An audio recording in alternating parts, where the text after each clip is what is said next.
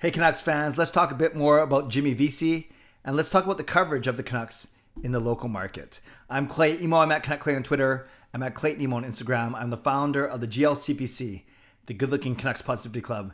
This is my Canucks take, all in one take. It's Clay's Canucks commentary for Thursday, March the 18th. This is where you get Canucks insight that's positive and timely. Shout out to my Hall of Fame members, Jens95, Simalexander, Justin Credible, nucksfan number 29, and Lucas Gates. Thanks for your support. And thanks to the support of members of all levels, you are listed in my video description. Picked up a new member yesterday. Thank you, Canucks X Dream. On the post-game live stream is inching closer to our goal of 35 members by the end of this month. If you want to become a member of this channel, of the CCC Crew, simply press the join button underneath this or any of my videos or on the memberships tab on my YouTube channel. I want to start off by talking about Jimmy Vesey a little bit more, and then I want to talk a little bit about the coverage of the Vancouver Canucks in our market and a couple of insights that I have. First, about Jimmy Vesey. He did a media availability this morning. Liked him a lot. He's obviously a very bright guy. We know of his college accolades, and we know that what I liked about him was his quiet confidence too. Kind of like Quinn Hughes. I don't know if that's the whole American college player vibe. Sometimes Besser gives it off a little bit as well, in a good way, like not cocky, but confident. And I like that about Vesey. He said that he didn't, that he can score, that he's able to play in the top six when he's on top of his game, he admitted, and that he didn't get that chance in Toronto. Then it sucked to go on waivers. He used another S word that I usually don't say on this channel. So, but you can imagine that. But yeah, he came across as really likable, really honest, and thoughtful and articulate. So I presume that translates to his game a little bit, and maybe, just maybe, as I mentioned yesterday in my vlog, that this can be a really good fit for the Canucks. Low risk.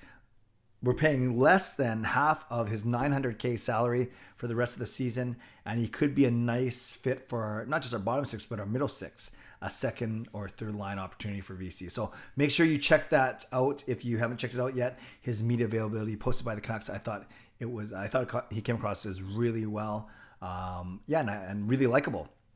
And the timing might be really, really fortuitous too. We don't know the extent of Tanner Pearson's injury yet. Looks like maybe a rolled ankle, but we'll see.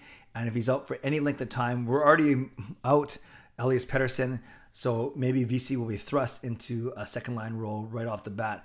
And maybe, just maybe, if Pearson's out, we're looking now of a top six of Horvat between Höglander and Besser, for instance, and then Miller with VC and Jake. And the cool thing is that VC has a relationship with JT Miller. In fact, calling one of his closest friends in the Rangers organization, where they played there for a year and a half together before Miller got traded to Tampa Bay. And also they played on the the USA Junior team that won a gold medal. So there's some history there, which is really, really good. So why not, especially Pearson's out, why not try them as line mates as early as tomorrow? So we'll see, but I am looking forward to seeing him in the lineup. And we know the story from yesterday. He drove all the way from Toronto to Ottawa, took the warm-up, everything was ready, and then his paperwork wasn't done because he's a U.S. citizen, but employed by the Toronto Maple Leafs. They got to get that switch to employed by the Vancouver Canucks. So I trust with a full day today and tomorrow if they need it, full business day, that they'll be ready to go for tomorrow night, and we'll see where he lines up. So leave a comment below what you expect from VC, and if you had a chance to check out that interview, and tell me what you thought of him. I thought he came across really, really well. Okay, I want to just spend a few minutes talking about the coverage of the Vancouver Canucks in our local media, and just some thoughts. Nothing I can't even say it. Nothing too thought-provoking. Oh, hopefully actually it is thought-provoking, but nothing too controversial. Not trying to make any statements here, but just gonna riff or rant, not rant. Let's say riff for a few minutes just on what I think. You guys might have seen I tweeted about maybe doing a parody of the kind of press conferences that we see, and especially some of the nuances and some of the tendencies and patterns we see of the reporters. I decided against it because, there's really no harm. I mean, there's no good for me in doing so. It'll probably be do more harm than good, although maybe for a few laughs, but that's not worth it. And a lot of these guys, I said, I respect a lot of them being on my YouTube channel and my Zoom, but I have noticed a few things that Brendan Batcher always starts, because he gets the first question as the rights holder, right? Sportsnet 650. He always gets the first question, and he seems to listen. He might prove me wrong, but I'd say the majority of his time he starts with, Hey, Travis, just your thoughts on tonight's game. Hey, Brock, just your thoughts. Hey, Quinn, just your thoughts. And, I don't like to use the word just in my own vocabulary because it's to me, it's kind of a limiter, right? Let me know just your thoughts, like only your thoughts. Let me, I just want to do this. I only want to do this. It seems like it's a limiter, and I try and, it's just a personal thing, but I'm not sure if you guys have ever thought about that in your writing and your speaking. So I try not to use the word just a lot, but it's okay. Brendan Baxter uses it, and I noticed that he starts it off.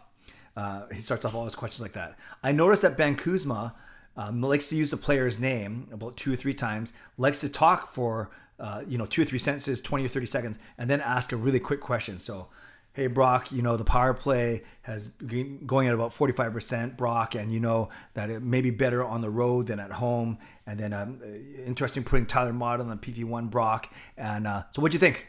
And again, that's an exaggeration, but I noticed that's what Ben Kuzma does a lot. And I don't know if he's trying to show that he knows a lot. We know that he knows a lot. He's a smart guy, really well-respected guy. But I noticed that he goes on and on for about 15, 20 seconds before he actually gets to his question. So look for that as well.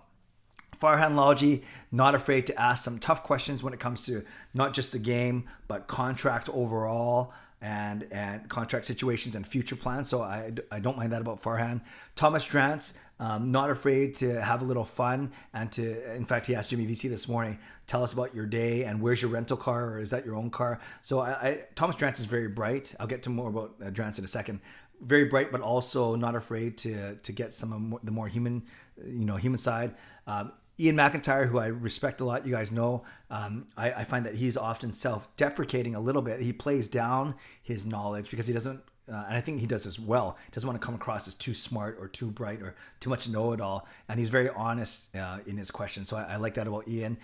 We know that Travis Green will always say, they got a really good team over there. They got a really good team over there. That's kind of like the joke we always make in the post-game live stream. How long is it before he says they have a really good team over there? So just some nuances. So basically, that was kind of the video I would have brought out. I would have done done some impersonation and stuff, but I'd rather just do it here. And I don't think they'll catch wind of this, but those are just some of my observations from the media availabilities. And I get you can only ask so many things in so many different ways. A lot of times you're just saying whatever and let the player, the coach talk and get a soundbite that way. I completely understand that, and I do respect the job they do. The other thing I want to talk about really quickly is the influx of new material, new content in terms of Canucks in social media, largely in part because of the demise of TSN 1040. Now, you guys know that I think there's a lot of room for content creators, Canucks content creators in the Lower Mainland. And I think we see that a lot, especially in the podcast world. And there's probably a good 10 or 12 Vancouver Canucks podcasts that are out there. I'm not going to list any of them because I'll forget one or two and then it'll sound like that I favor. But there are certain ones that I do listen to, others that I don't. But we know that there's some that I've been a guest on. So I give props to all of them. Unless you're like one of the bigger ones, I don't think there's a lot of money in podcasting. It's more for for showing how passionate your fandom or whatever it may be. So a lot of good podcasts here in the market, and then there's a couple more that are entering into it, which we'll talk about in a second. Not as much video creators in this market. There's a couple that obviously there's Lego Rocks, who does a really good job. Parker's Pucks, who just passed the 1,000 mark, which is really good. Hockey Guy, of course. Now Hockey Guy he's got 180,000 subscribers, really good. And he have good respect for Shannon, and he covers the whole league. Lego Rocks covers, I know he focuses on Vancouver, Montreal, and Detroit as his 3 favorite teams. Does really good stuff as well. Very articulate and bright young guy. And Parker, who's newer on the scene, but quickly got to 1,000 subscribers pretty quickly, and he's doing some good stuff as well, including film analysis. There are others as well that will pop in. I shouldn't say pop in here. There are other more regular ones, but I don't have time to watch a lot of other YouTubers, admittedly. But those are some there. But so maybe not as many video creators. And then now there's going to be this influx, or they're starting to see this influx of other type of media, basically because of the demise of TSN 1040, like I mentioned. So there's Sportsnet 650, of course, and all of their shows and all of their hosts and everything. But then we know that the Vancast, Thomas Drance and Jeff Patterson have increased their frequency when it comes to posting. And I would argue that's probably the most prominent place for Canucks news right now. Actually, where I'm going with this, I'm going to ultimately ask you, who do you watch? What do you listen to? That's going to be my question, and I'll save that for about 3 minutes from now. But yeah, so there's the Van cast. I really like Jeff Patterson. He's really solid, really, I think, transparent, very genuine, and he doesn't play any games. He's a straight shooter, and I like that about Jeff, and always friendly to me. He likes to poke fun at me, but that's fine. I know it's all out of love and good stuff. Thomas Drance, I really respect. He's really smart. He's not afraid to go at it with people on Twitter, and I noticed, and I've been talking to a few people about this, I noticed he's becoming more and more, I wouldn't say negative, but definitely more combative, almost cynical. And I don't know if that's part of his shtick, or I know he even used a term today that he's not going to tell people how to cheer for people, but for those that are aiming higher.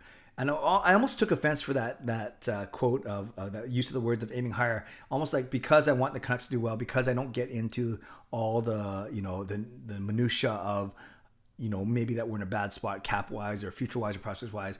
It almost felt like he was saying fans like that don't have the ability to think higher or to aim higher. I'm not putting words in his mouth. I just saw the tweet where he says, for those fans that want to aim higher. So whatever he meant by that, that's cool.